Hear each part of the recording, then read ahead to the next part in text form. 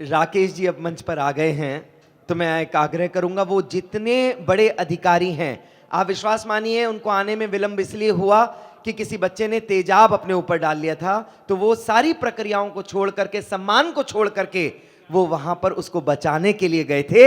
ऐसे SP rural साहब हमारे बीच हैं। मैं चाहता हूं, वो बड़े गजलकार हैं, उनकी भी गजलों का रसास्वादन हम लोग करें। एक बार आप तालियां बजाएं तो मैं बड़े मन के साथ राकेश जी को आमंत्रित करता हूं कि वो आए और एक गजल वो अपनी आप तक जरूर पहुंचाएं। आदरणीय श्री राकेश तूफान जी। बहुत बहुत धन्यवाद भाई सौरभ सुमन जी।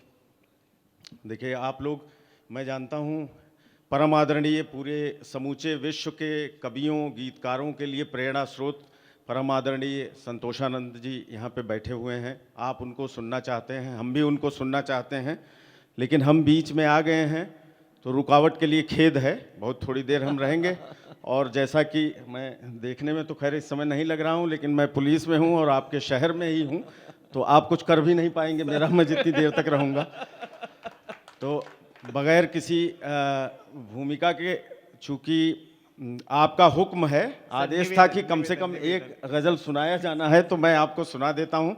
यहाँ मंचासीन जो सभी आदरणीय कविगण हैं, आप सभी को सादर अभिवादन करता हूँ, प्रणाम करता हूँ। हमारे जनपद, हमारे शहर मेरठ के संभ्रांत जो नागरिक गण आज श्रोता के रूप में आए हुए हैं, कुछ जनप्रतिनिधि भी हैं आदरणीय, आप सभी को सादर अभिवादन, सादर प्रणाम। और मैं अपनी बात शुरू करता हूँ, कुछ लाइनें आपको देता हूँ। जैसे सबसे पहले तो इसी में, चूँकि आपने बताया कि पुलिस के लिए, तो एक कभी कहा गया था कि हमें जो वक्त मिला था, देखिए कविता, शायरी, गज़ल या जो कला होती है वो अवकाश मांगती है, समय मांगती है, और यहाँ बड़ा बिजी रहना पड़ता है, उस व्यस्तता में बहुत ज़्यादा हो नहीं पाता। तो उसी से ये लाइनें निकली थीं कि हमें जो वक्त मिला था, जी शुक्रिया, कि हमें जो वक्त मिला था सुखनवरी के लिए, हमें जो वक्त मिला था, मतलब साहित्यिक गतिविधियों के लिए, कि हमें जो वक्त मिला था सुखनवरी के लिए, उसे तबाह किया हमने नौकरी के लिए। शुक्रिया।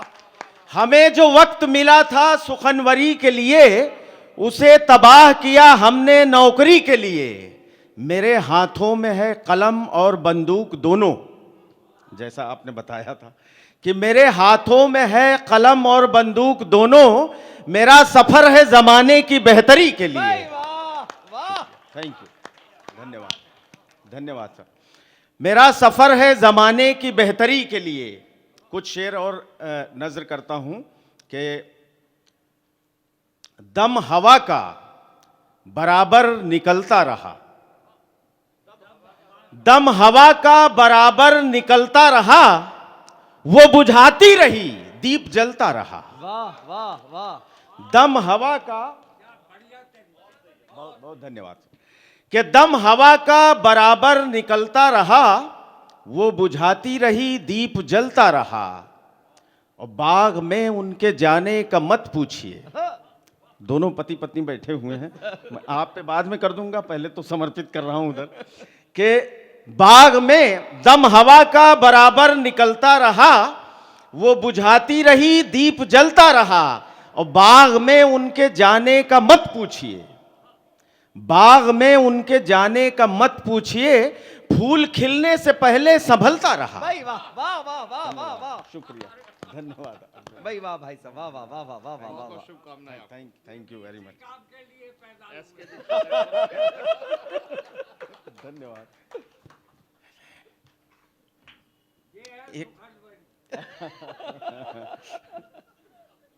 एक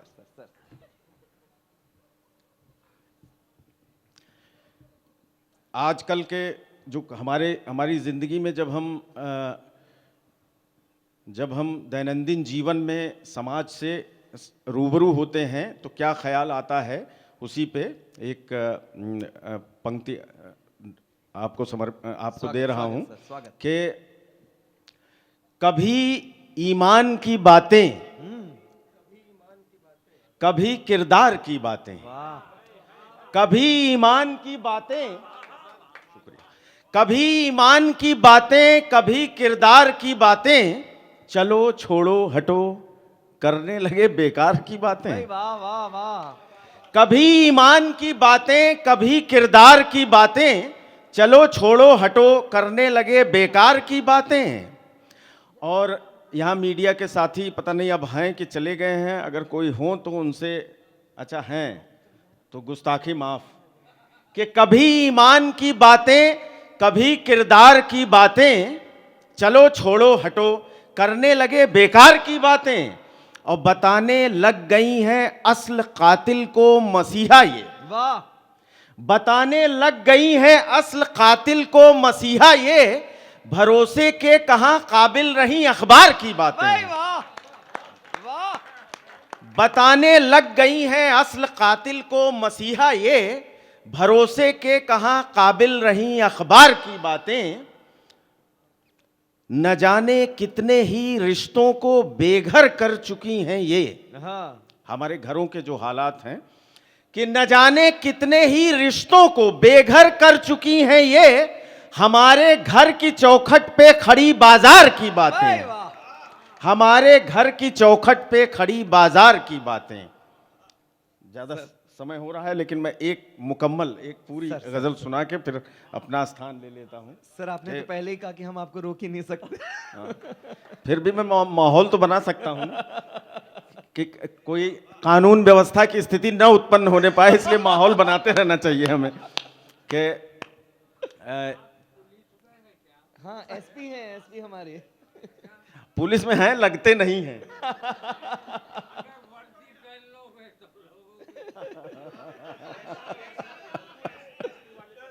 हाँ, और जी जी बिल्कुल बिल्कुल, बहुत बहुत धन्यवाद आदरणीय सर आपको। और ये सही है, हमारी शिक्षा व्यवस्था इसी तरह होनी चाहिए कि जब हम जिस रोल में रहें, अपने घर में भी पुलिस रहें, बाहर भी पुलिस रहें, यहाँ भी रहें, तो ये चीज़ ठीक नहीं है। क्या बात है। दुष्टों के साथ, दुर्जनों के साथ खराब व्यवहार होना चाहिए पुलिस का, और सज्जन लोगों के साथ, अच्छे लोगों के साथ अच्छा व्यवहार होना चाहिए, यही अपेक्षित है।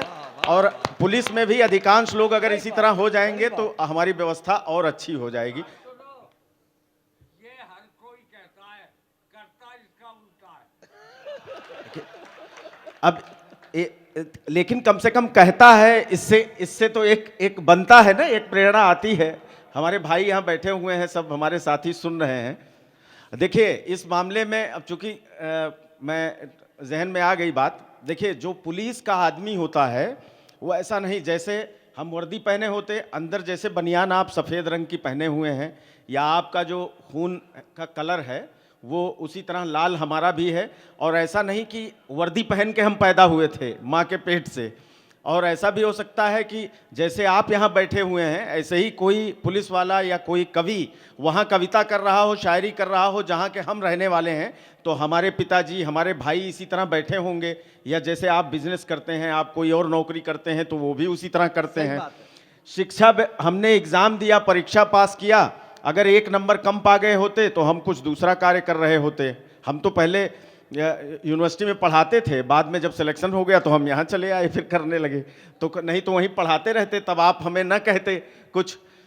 तो खैर, अरे चाचा जी कुछ भी नहीं कह रहे, आप ही कह रहे हैं। मैं अपने ऊपर नहीं, मैं पुलिस के ऊपर कह रहा हूँ।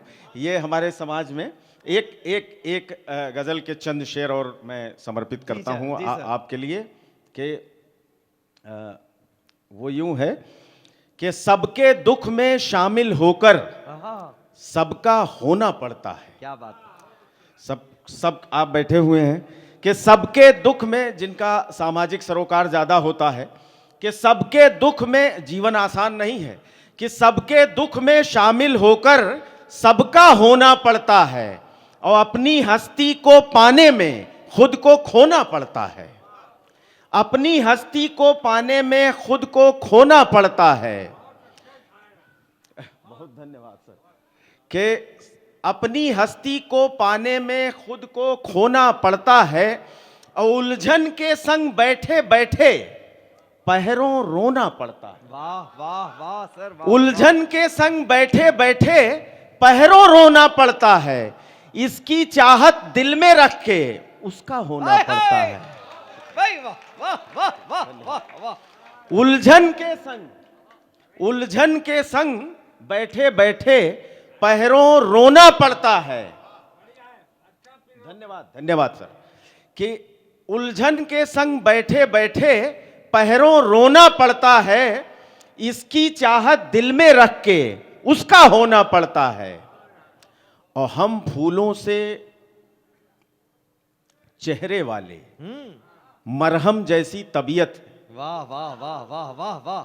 हम फूलों से चेहरे वाले मरहम जैसी तबीयत है, हम फूलों से चेहरे वाले मरहम जैसी तबीयत है, कांटों की खातिर तो भाई नस्तर होना पड़ता है। भाई वाह बहुत वाह धन्यवाद, वाह वाह बहुत वाह धन्यवाद। वाह। कांटों की खातिर तो भाई नस्तर होना पड़ता है। और शोहरत की बहकी राहों से तुम भी घर आ जाओगे। हाँ, शोहरत की बहकी राहों से तुम भी घर आ जाओगे।